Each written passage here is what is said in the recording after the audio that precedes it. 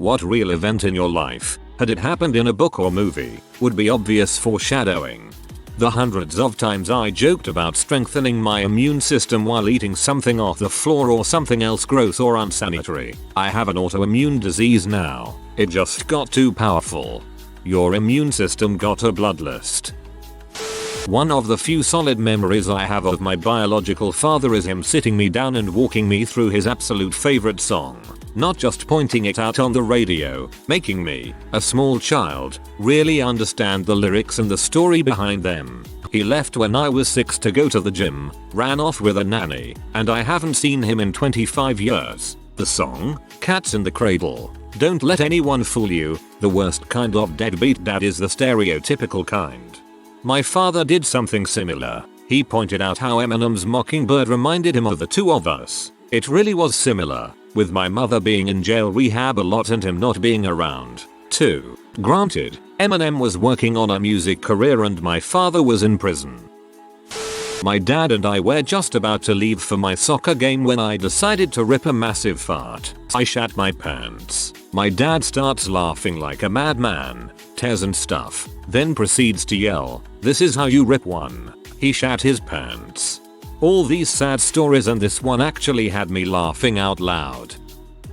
I used to love watching TV. When my dad got sick with cancer, I would watch it to distract myself. In the week leading up to his death, I kept seeing this saga about how this girl older than me, but around my age, had watched her father also battle cancer illness, how he was getting worse, eventually checking into the hospital, where the girl learned to accept and move on past his death and illness, as the father had died at the end of the commercial. I'm not talking about how this saga only played on one channel. It was on every channel I would stop on. Sure enough, at the end of the week, my father signed on with hospice, and died. While I took him dying hard, I think it definitely helped lessen the blow.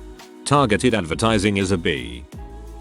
Woke up on a very humid morning with thunderstorms in the forecast. Our dog was laying in the hallway in front of the bathroom. We opened the bathroom door before heading to work and told the dog, if it gets too loud, just hide in here. Later that day a tornado hit our house. We lost our roof and most of our windows. Our dog survived with no injuries. Nobody else was home at the time. We were out signing a lease on a new rental house. A second bit of foreshadowing. I got home first and he was acting super guilty like he thought we were going to blame him for the damage. We kept saying it's okay in a friendly sing-songy voice but he didn't believe us.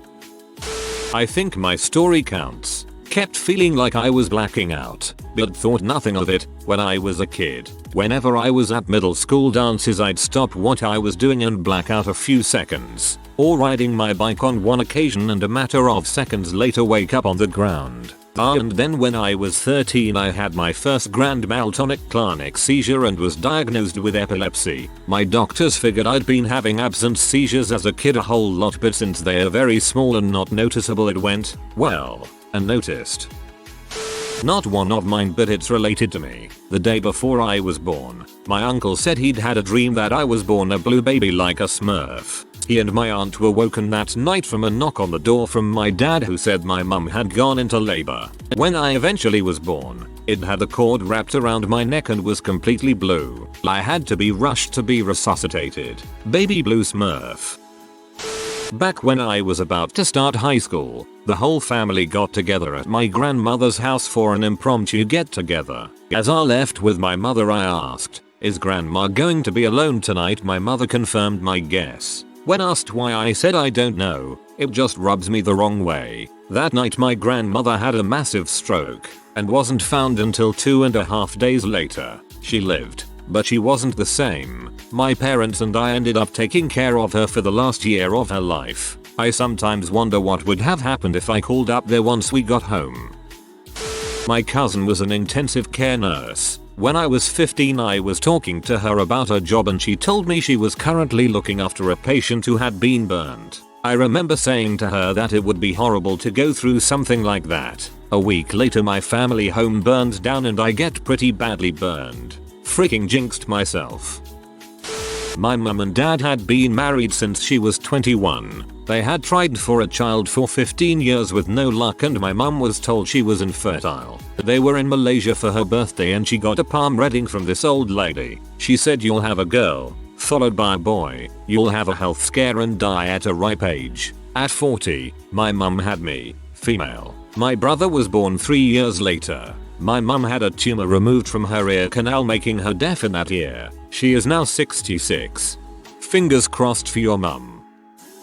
I was taking care of my girlfriend while she had a really bad fever. The flu spread through her family and somehow made its rounds through my family, but luckily I didn't get sick. She commented that it was unfair that I never get sick. I thought back to when I last had to use a sick day at work and couldn't remember. I guess I was just pretty healthy or lucky. Later that week I was taking a shower when I noticed one of my testicles was a lot firmer and a bit bigger than the other. I did some quick research and came to the conclusion it was cancer. After many appointments and a surgery, sure enough, it was cancer. I got the cancer-free prognosis back in March, but I'll be under close monitoring for the next several years in case it makes a comeback. I appreciate everybody's well wishes. They seriously bring a smile to my face, and for all the men out there, please check your balls. Tell your brothers, your sons, your dads, your friends, check your balls. I never thought it could happen to me, but here I am, one nutting it but totally healthy because I just happened to catch it early.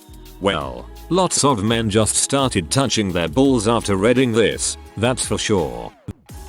When I was younger I had a dream that my sister's dad was in a house fire. Woke up, got really freaked out, told my mum, and she did the standard routine of it's just a dream blah blah blah. That evening the dad called asking if he could crash at our house because it had caught fire. Creepy AF, and it wasn't the only dream I had as a child. That was some weird foreshadowing of crappy events to come, and I haven't found a proper explanation for it yet. Earlier this year, I was having dinner with my parents and somehow injuries came up.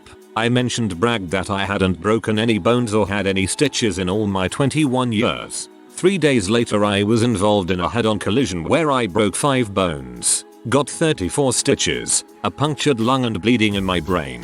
Also, the last message my dad sent me before the crash was "It's really wet. Lots of accidents. Be careful."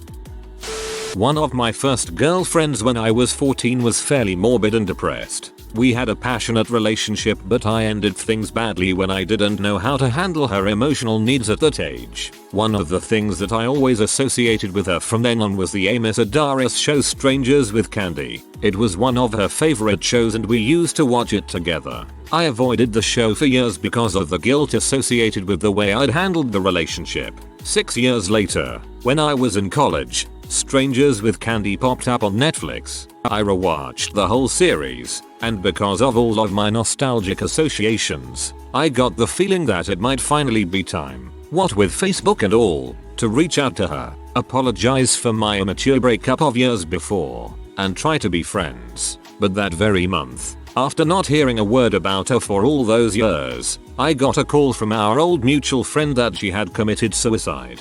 Forgive yourself, dude. We all make mistakes, especially at 14.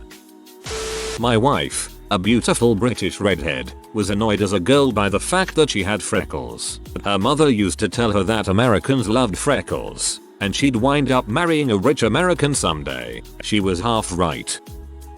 Got a new boss at work. I remember sitting with my co-workers when one of them said this is the beginning of the end for us if we don't organize. Sure enough, this year we all went out for drinks together after our last official day as colleagues. Some were forced out, many left voluntarily due to stress.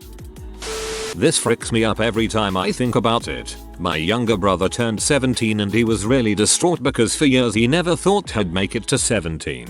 He was happy, but you just knew how intensely he believed that feeling. 2 days shy of a month after his 17th birthday he was shot and didn't make it. Not my story, but it needs to be told. One of my teachers told me this. When she was still in college, she took health. The first thing they did in the class was watch a video on what to do if you were in a car accident and the car caught on fire. The video had a mom, dad, teenager, and a little kid in the car. My teacher doesn't know the rest of the video because the girl sitting next to her started having a seizure. 2 guys from the back grabbed the girl and carried her downstairs while my teacher grabbed the girl's belongings. They drove the girl to the emergency room and were told she might not make it. She made it and everything was fine. But a few months later that girl was driving with her mom, dad, and little brother when they were in a car accident and the car caught on fire. None of them made it. My teacher told us that this was a product of fate. Also, she told us this story to give us a reason to learn our classmates' names. She didn't know the girl's name, but one of the guys that carried her was Archie Manning. My grandpa drove me home one day, but couldn't remember where to go. It seemed like he was looking for the house we lived in a few years ago before we moved, which was unusual since yous came to our new house many times. He ended up being diagnosed with Alzheimer's soon after that incident when he crashed his car into a light pole.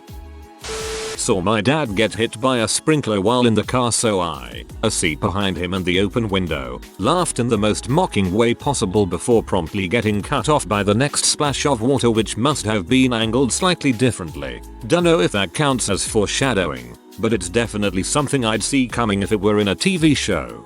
It counts and I love it. My husband and I were invited around to my dad and stepmom's house for a family dinner with my siblings. My dad and stepmom were being particularly mushy and loving to each other that night, smooching and snuggling. We generally show love in our household with inappropriate jokes and lovingly poking fun at each other. At the dinner table I exclaimed, "Oh gosh, you two calm down." Who's dying? Turns out they had invited us around that night so my dad could tell me he had been given less than 12 months to live.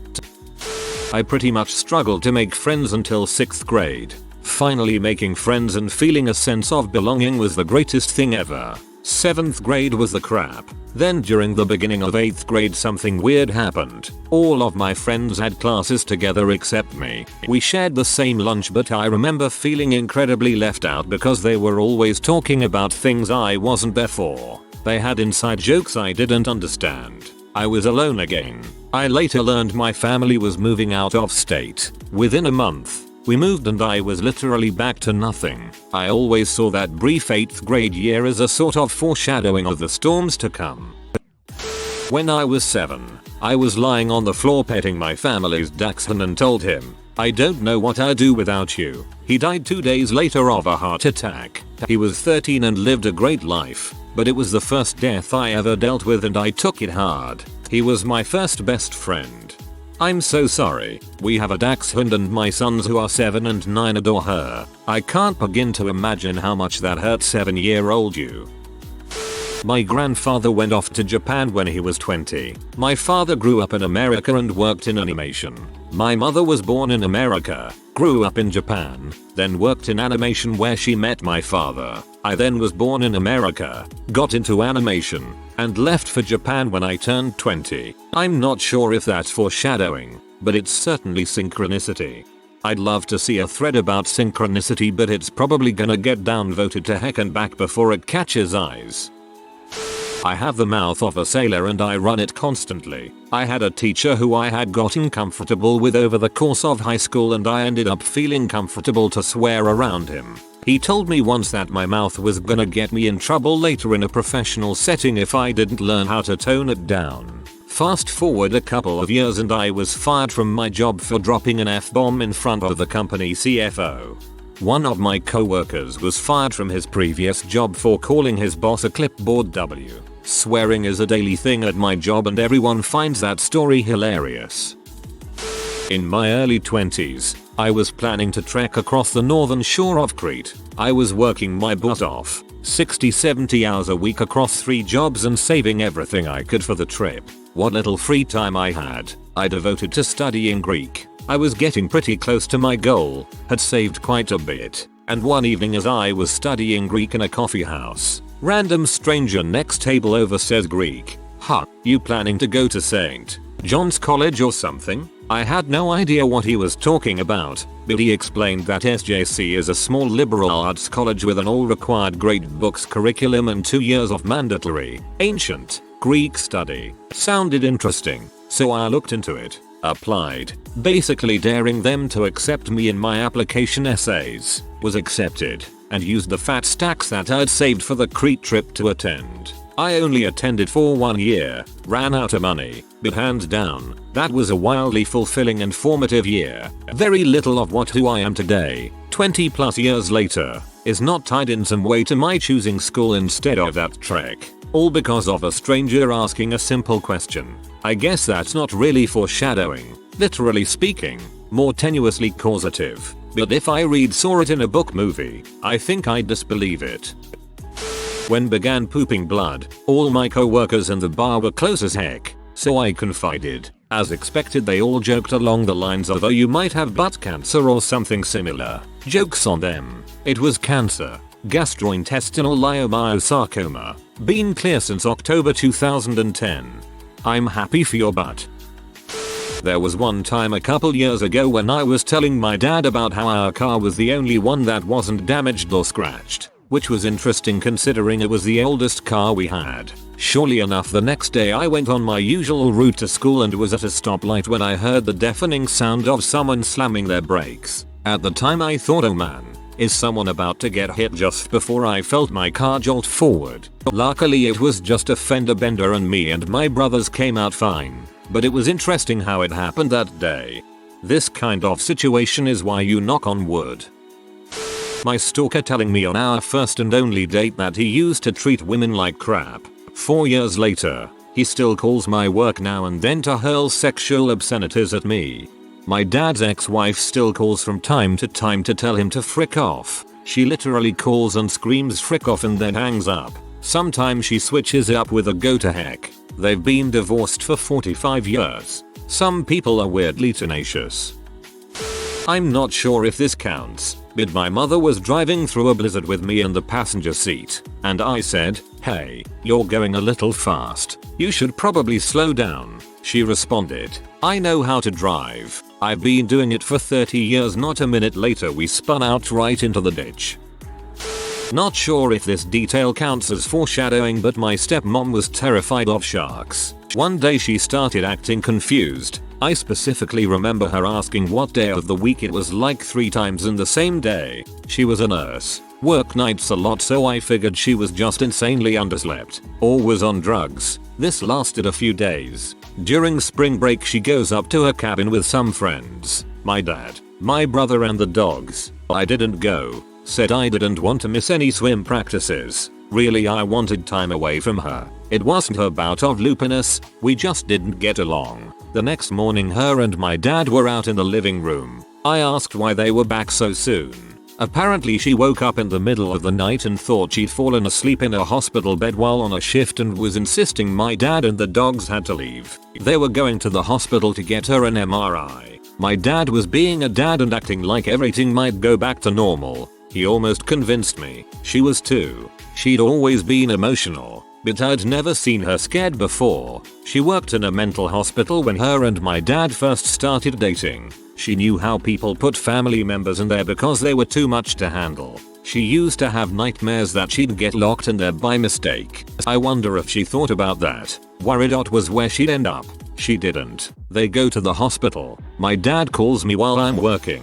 Whatever scan they did detected this mass spread through her brain like cobwebs, but the docs had her fly to another island to tell what the mass was. They flew there that evening. The next day my dad calls. It's cancer and it's really bad. Fear doing some surgery to see what they can do. He wants my brother and I to fly over. We do. When we get there her head's got more sticks than hair. She can barely talk or move. We're not sure if she even knows what's going on around her. Her condition got worse over the next 2 days. Eventually we decide it's best to bring her home and put her in hospice. In less than a month she dies. She's cremated. Her urn collects dust for a few months, then we go out on a boat to scatter it. It's a perfect day, everybody jumps in to snorkel. That's the first time I saw a shark. Whoa. Thanks for all the kind words and support and for popping my gold cherry. This blew up while I was asleep.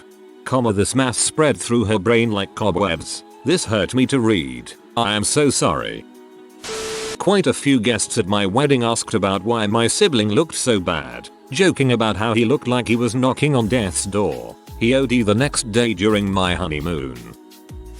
My brother bought his ex-wife a chihuahua after her previous one passed away. He was a nasty little thing. He was constantly humping my beagle mix and would pee on everything. I felt bad for him, though. Anyway, everyone always called him gross, but since they would constantly leave him with me, I grew a soft spot for the little guy. Some time later, they moved further away and I wouldn't see him as often. I don't know why I got the weird but idea that I was going to go visit the Chihuahua and bring him Ritz crackers. I had a few packets. I ran some errands with my mom and brought the crackers along as we were on that side of town. My mom told me she was running late and didn't have time to go visit a Chihuahua just to feed it crackers. I told her I had to do it. Keep in mind I was 20 at the time and not a 5-year-old. Mom gives in and we go visit the little guy. I absolutely adore the beagle mix. He's mine now. But I get there and make it known that the crackers are only for the Chihuahua and not for him, as it was a special treat. I feed the Chihuahua some Ritz and pet and play with him for a bit. We leave and less than 2 hours later, my brother calls my mom and lets her know that the dogs were playing outside and a bicycle fell on the Chihuahua. He suffered serious injuries and would be in a vegetative state if he wasn't put down. So we spend the next hour digging a hole for him in the backyard. They brought him over wrapped in a towel. I didn't lift it all the way as I didn't want to see his injuries. I just lifted the lower half and pet him. His body then let out its last sound, so that was kinda interesting. TLDR. Hated Chihuahua, wasn't the nicest to him at times, grew kinda fond of the little guy, felt a need to go visit him and give him snacks to make amends. Chihuahua dies a horrible death about an hour later. RIP. Tisho. We now joke about him haunting our house. Me repeatedly saying dang I hate physics every class since I was 16 might have hinted that the first year of my physics degree wasn't going to go too well. This year, I was driving to an off-site job when, out of nowhere, I had the random thought of I should call my old bass professor from college. I didn't have the time to because of the nature of the gig, but it was nagging feeling all day. When I got back on site for a concert later that night, I got the email that he died. Right around the time I had the thought, literally stopped me in my tracks. I dropped my phone because I just broke in the moment. It wouldn't have made a difference. He was too far gone at that point. I still haven't come to terms with it though. That man made me who I am. I'm sorry, friend. Just know that he probably realized how much of an impact he had on you and others. A teacher's greatest pride is the students they have the honor of serving. The fact that you thought about him means that he meant as much to you as his students meant to him, and that's a wonderful thing. Seeing a wanted poster at my college library featuring 3 ridiculously cartoonish police composites. I then looked up an article to see what these people were wanted for. They had robbed someone in the dorms at my school. Huh? That's interesting. I was cracking up at how crappy the suspects looked on the poster. It was very odd. 3 weeks later, my house is being raided by the police and it turns out 2 of my roommates were on that wanted poster along with another one of their friends. It was wild. I lived with 2 of these guys and the police composites of them were so terrible that I couldn't recognize them. Driving my friend's car with him in the passenger seat. I didn't have my license and he was letting me practice in his car before the test. A police car pulls behind us and I got all nervous. Because what sane person doesn't get nervous with the police directly behind them? My friend is teasing me for being nervous and says, "It's not like he's going to pull you over." As soon as the last word is out of his mouth, the cop puts his lights on and pulls us over. It wasn't my driving. My friend forgot to renew his tags, so they were expired. I've been driving with expired tags for months and after reading this I feel like I'm gonna get pulled over soon. I'm not sure that this is foreshadowing, so much as a sort of crazy film-like metaphor. This last winter, I, 25 female, spiraled into bulimia. It was my deep, dark secret. It began out of nowhere. I had never once had the impulse to make myself vomit before, but I think one day I realized vaguely that I could, and I got addicted. At first, it was once a week, then 2, then every other day. It got to the point where I could spend $100 on food in one day, and all of it would be purged. It got serious. One night, there toward the end, I was purging and suddenly blood shot out of my nose. All the pressure in my head and whatnot from vomiting over and over. It was terrifying. Just a really scary period of my life. One night, I couldn't sleep. Too much caffeine. Stress from the whole mess. My body was wrecked. I got up at 5 AM and went for a long drive down a country road. It was rainy and cold, I was weak and shaky, and in a sort of fog, and all I could think about was how deep I was in this awful secret. This thing I felt like I couldn't tell anyone. There were all these cornfields on either side of me, and I saw something tangled in the barbed wire fence. Got closer, and it was a doe. She was tangled bad, like she had tried to hop over, gotten caught, flailed and got her back legs stuck, so she was suspended in the air by sharp metal wire across her stomach. She was cut up all over. I pulled over and was super freaked over it. She was breathing really heavily and whining crying, and I wanted to help but was afraid because anytime I got close she'd flail around and get even more contorted. And to be honest, my muscles couldn't do much if they tried. So, I asked for help. Knocked on a farmer's door. Poor guy. It was 6 AM on a Saturday, and he came and helped me. He just went for it, marched right up and grabbed her and twisted her out of the wiring. He had experience with that sort of thing, you could tell. He got her out, she bounded away into the trees, and we all went our separate ways. I got back in my car and cried. It just was really supposed to be me that day, I think, that found the doe. I couldn't tell you why exactly, it just was. I drove home and decided it was time to talk to people about the eating disorder. Best decision I've ever made. I could have killed myself if I had kept trying to do it alone. Asking for help is a skill I have since been cultivating with great care. Funny how you had no hesitation to burden a stranger for help with that deer, but up until that point hadn't had the resolve to ask for help for yourself. Empathy is a heck of a drug. If you are new to the channel, you can subscribe. I publish new videos every day. Until then, check another video.